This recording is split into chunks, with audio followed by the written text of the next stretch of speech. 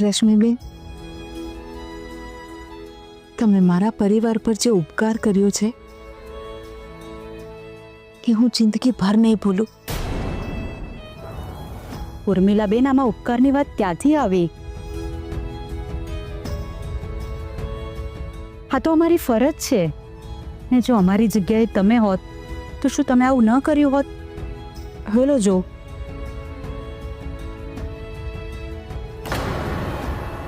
તો પછી આપણે બધા એક જ છે ને આ બધું આપણું જ છે ઉર્મિલાબેન. ચા નાસ્તો કરો. ઉર્મિલાબેન, જ્યારથી ક્રિશ અને રાધાના લગ્ન થયા છે ને ત્યારથી પરીખ અને નાણાવટી એક જ પરિવાર થઈ ગયો છે. હા રાજેશભાઈ, તમારી વાત એકદમ સાચી છે. અને આ બંને પરિવારને જોડવાની કડી છે આપણી રાધા.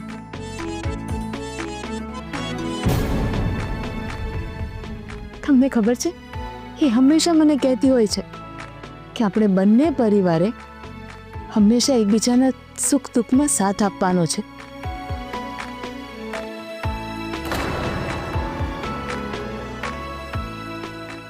રશ્મિબેન, રાધા ભલે હમણાં આપણી પાસે નથી, પણ એ હંમેશા આપણી સાથે છે.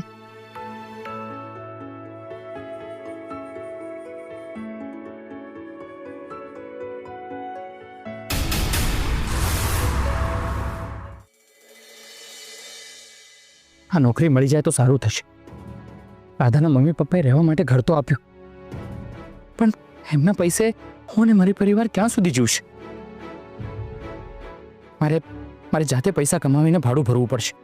રાધાને સારામાં સારી ટ્રીટમેન્ટ અપાવવી પડશે. જો જરૂર પડશે ને તો રાધાની જેમ 2-3 જગ્યાએ નોકરી કરવી પડે ને તો હું કરીશ. ભગવાન કરે બસ મને સારું કામ મળી જાય. ગણપતિ બાપ્પા વિઘ્નહર્તા કહેવાય. એને આપણા ઘરે લઈ જઈએ તો એમની આગતા સક્તા કરવી પડે. એમની પૂજા પાઠ કરીએ ને તો આપણા દુઃખોનો નાશ થાય અને આપણી ઈચ્છાઓ પૂર્ણ થાય છે. હા, ગણપતિ દાદા બહુ જ દયાળુ છે. ગયા વર્ષે મેં એમને કહ્યું હતું કે મારે તમારી સ્થાપના પોતાના ઘરમાં જ કરવી છે. અને જો ગણપતિ દાદાએ આપણી શ્રદ્ધા અને મહેનતને માન આપ્યું. હવે આપણે ગણપતિ દાદાની સ્થાપના પોતાના ઘરમાં કરીશું. પણ હા, હું ગણપતિ દાદાને માત્ર મોદક જ નહીં, એમની મનગમતી વાનગીઓ બનાવીશ. મોતીચૂરના લાડુ મારા હાથથી બનાવીશ. ગણપતિ બાપ્પા મોરિયા. દીક્ષા,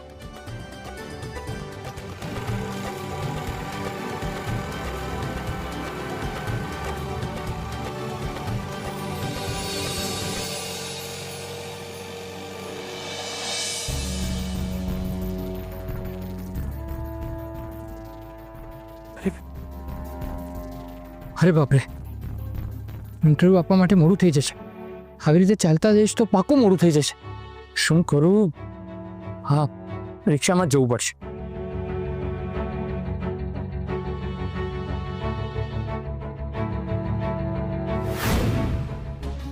મારી પાસે તો 90 રૂપિયા જ છે. શું કરું? રિક્ષાવાળા જોડે વાત કરી જોઈશ. હા, રિક્ષા. ભાઈ, વેસુ જવાનું છે. 100 રૂપિયા થશે. ભાઈ બરાબર કોને, મારે ઇન્ટરવ્યૂ આપવા માટે મોડું થાય છે. ઠીક છે, 80 રૂપિયા આપી દીધું. અરે 80 રૂપિયા તો બહુ વધારે છે, થોડું સમજીને કોને. જો ભાઈ, આવું હોય તો બેસો. 80 રૂપિયા થશે. સવારમાં ધંધાનો ટાઈમ ના બગાડો. ઠીક છે, ચલો.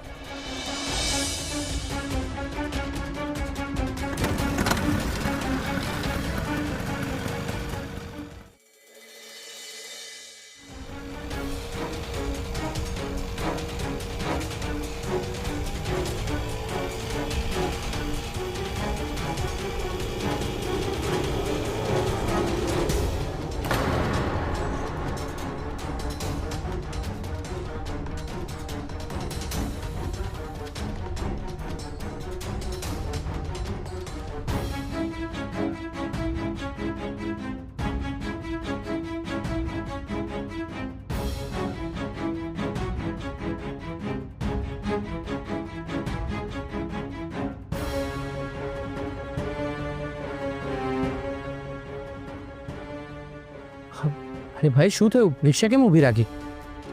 જાણી જોઈને નથી ઊભી રાખી, બગડી ગયો એવું લાગે છે. શું? તો કેટલી વાર લાગશે?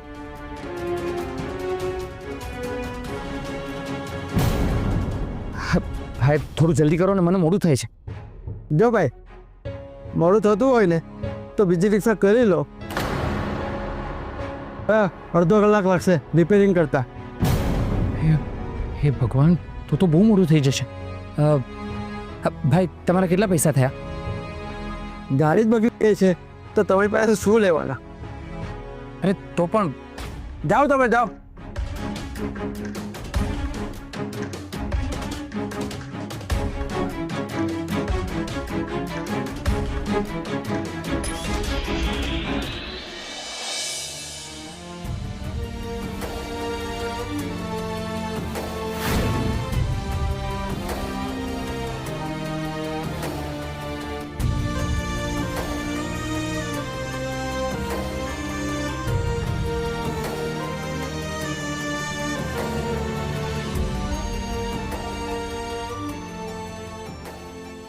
આજે ગણપતિ બાપા મને વારંવાર કેમ દેખાઈ રહ્યા છે?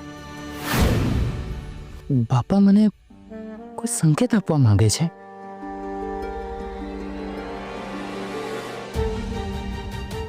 હા, ચોક્કસ બાપા મને કોઈ સંકેત આપવા માંગે છે. હા, બાપા ચોક્કસ મને કોઈ સંકેત આપવા માંગે છે. પણ શું?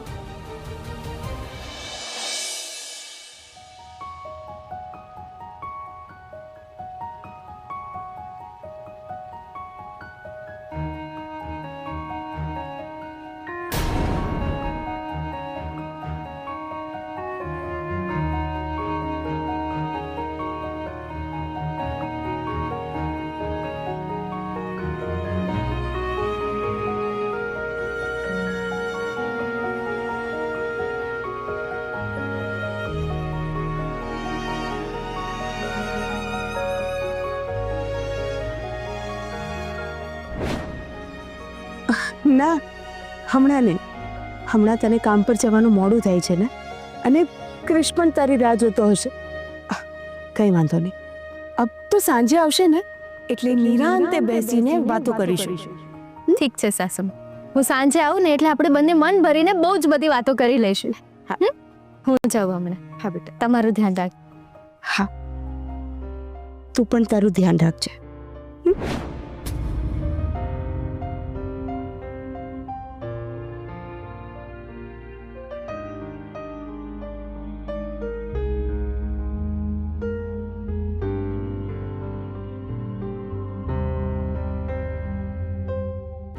ભાભી, પાણી. ઉભા.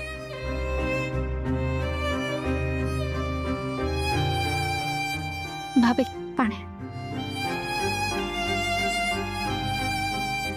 બસ આરામ આરામ.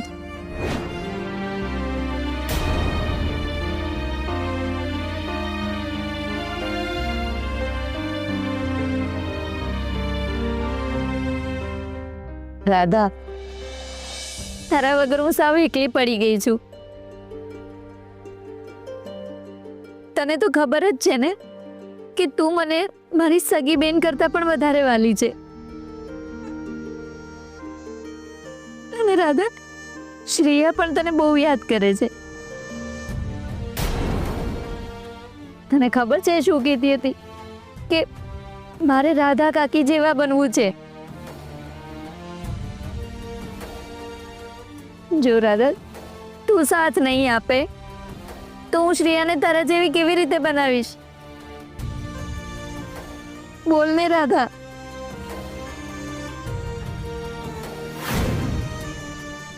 રાધા, બોલ ને, કંઈક તો બોલ રાધા.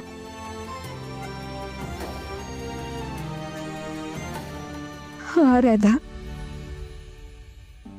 રાધા, અરે તારી સાથે બહુ બધી વાતો કરવી છે બેટા. અને જ્યાં સુધી હું મન ખોલીને તારી સાથે વાતો નહીં કરું ને, ત્યાં સુધી હું શાંતિથી જીવી નહીં શકું.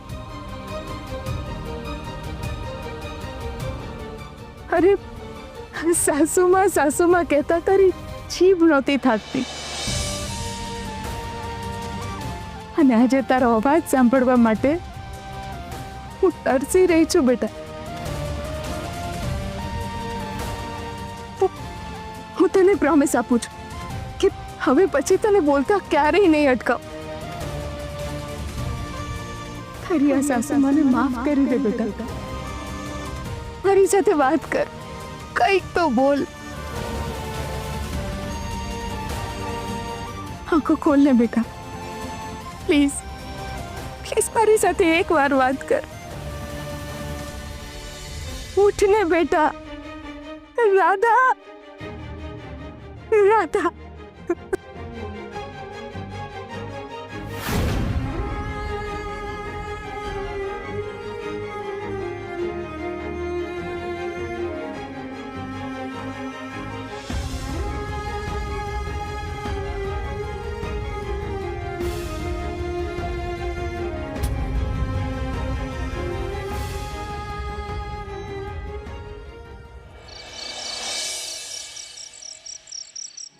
હે ભગવાન,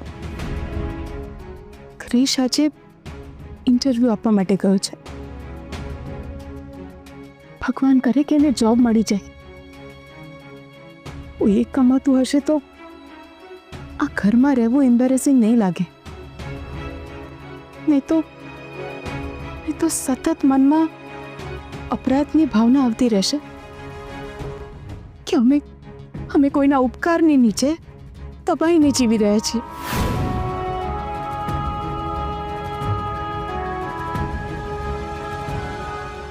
મમ્મી, ક્રિશ, આવ બેટા. ક્રિશ, કેવું રહ્યું બેટા તારું ઇન્ટરવ્યૂ? બહુ સરસ રહ્યો મમ્મી. એ લોકોને મારું ક્વોલિફિકેશન અને વર્ક એક્સપિરિયન્સ બહુ જ ગમ્યો. આશા છે કે અહીં કામ મળી જ જશે. ચોક્કસ મારા દીકરા. મમ્મી, કામ આપણી હોટલ ઇન્ડસ્ટ્રીનું જ છે. હો, ધેટ્સ વેરી ગુડ. બેટા, મને ગણપતિ બાપા પર પૂરેપૂરો વિશ્વાસ છે. જોજે, એ બધું સારું જ કરશે. હા મમ્મી. મમ્મી, ગણપતિ બાપાથી મને યાદ આવ્યું કે ગઈકાલે રાત્રે મને એક સપનું આવ્યું હતું. સપનું? હા. મારી એ હસતી રમતી અને દિલ ખોલીને વાતો કરતી રાધાને ફરીથી બોલતી કરી દો ભગવાન. ક્રિશ, ક્રિશ, હા મમ્મીજી, શું થયું? ક્રિશ, આપણી રાધા. શું થયું રાધાને? આપણી રાધા પાનમાં આવી ગઈ છે. શું વાત કરો છો મમ્મીજી? મારી રાધા ભાનમાં આવી ગઈ? હા ક્રિશ, આપણી રાધા પાનમાં આવી ગઈ છે. તું શું વાત કરે છે ક્રિશ? હા મમ્મી. મમ્મી, આ બધું ગઈકાલે રાતથી જ થઈ રહ્યું છે. મમ્મી, તને ખબર છે, આજે સવારે જ્યારે હું ઇન્ટરવ્યૂ માટે નીકળ્યો ને ત્યારે રસ્તામાં મને એક પતિ પત્ની દેખાયા અને એમના હાથમાં મને ગણપતિ બાપાની મૂર્તિ પણ દેખાઈ. અને પછી